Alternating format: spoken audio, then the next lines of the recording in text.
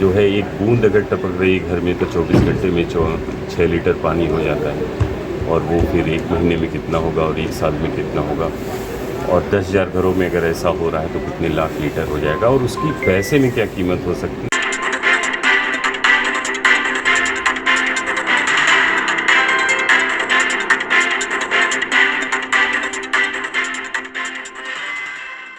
नमस्कार, अभिवादन स्वीकार कीजिए जनहित इंडिया का। आजमगढ़ महोत्सव 2023 के चौथे दिन ट्राई साइकिल रेस का आयोजन श्री सुखदेव पहलवान स्टेडियम ब्रह्मस्थान आजमगढ़ में किया गया। उक्त कार्यक्रम में 15 वर्ष से 29 वर्ष तक के कुल 20 दिव्यांगजन द्वारा ट्राई साइकिल रेस में प्रतिभाग किया गया।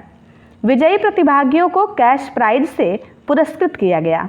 इसी क्रम में आजमगढ़ महोत्सव के ही अंतर्गत हरिऔध कला केंद्र आजमगढ़ में जल संरक्षण का महत्व विषय पर कार्यशाला का आयोजन किया गया। इस कार्यशाला का संचालन राजकीय पॉलिटेक्निक आजमगढ़ के इंजीनियर कुलभूषण सिंह द्वारा किया गया। इंजीनियर कुलभूषण सिंह ने जल संरक्षण तथा इसके महत्व के संबंध में उपस्थित छात्र छात्राओं तथा आमजन को वीडियो क्लिप एवं पीपीटी के माध्यम से जागरूक किया। उन्होंने कहा कि भूजल हम सब की बहुमूल्य धरोहर है, जल ही जीवन है। वर्षा जल का संचयन कर भूजल संरक्षित करें।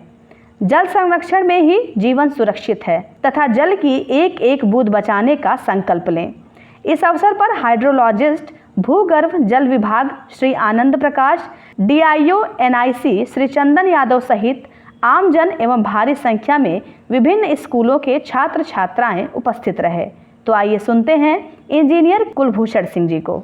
सड़क पर किस तरह के कार्यक्रम आयोजित किए जाते हैं, इसके बारे में थोड़ी जानकारी चाहिए। यह आजमगढ़ महोत्सव के अंतर्गत जिला प्रशासन द्वारा आयोजित कार्यक्रम था।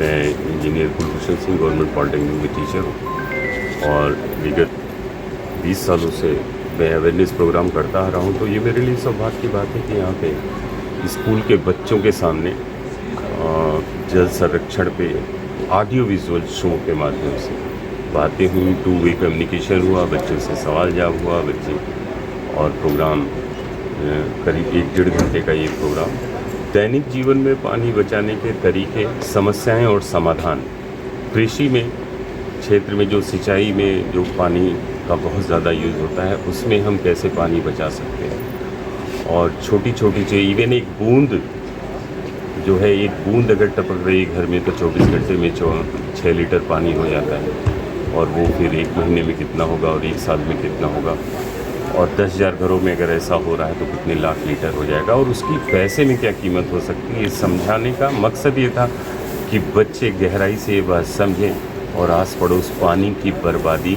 रोकें, क्योंकि ये पूर्वांचल में गंगा के मैदानी इलाकों में पानी की जो भूगर्भ जल है वो बेहतर है और जगह की तुलना में, इसलिए दैनिक जीवन में बर्बादी तो है, और उसी विषय पे हमने गंभीरता से बात की। तो जैसा कि विजुअल आपने दिखाया था उसमें ये दिखाया गया है कि पहले के लोग आध्यात्मिक पहलू से जो है, जो प्राकृतिक चीज़ें थी उनकी संरक्षण करते थे और उसका उनको लाभ मिलता था। लेकिन आज जो है, आज साइंस इतना डेवलप है, उसके बाद भी लोग इस तरह की गलतियाँ कर रहे हैं जिसका खामियाजा भविष्य में भुगतना पड़ेगा, जैसा कि हाँ बिल्कुल। ये पहले का जो संस्कार था, जो चीज़ें थी पिछली जनरेशन की, वो कहीं ना कहीं अपनी चीज़ों को, हर चीज़ों को भगवान से, धर्म से जोड़ लेते थे और जोड़ा गया था, और जिसके माध्यम से लोग उन चीज़ों को श्रद्धा भाव से देखते हुए उसका संरक्षण करते थे। जनरेशन काफ़ी चेंज हुई है और आज की जनरेशन को उसके हिसाब से बताना, और इसीलिए मैं स्कूलों में ये बात करता हूँ, स्कूल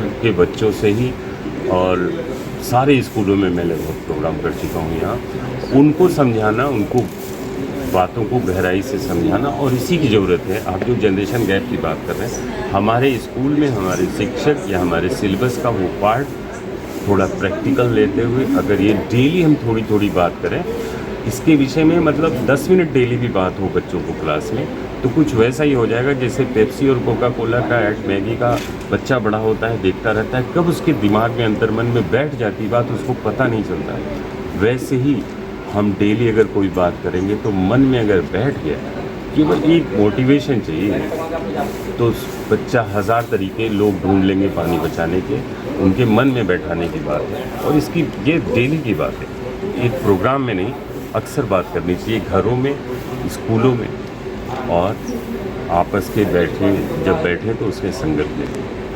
बहुत बहुत धन्यवाद सर।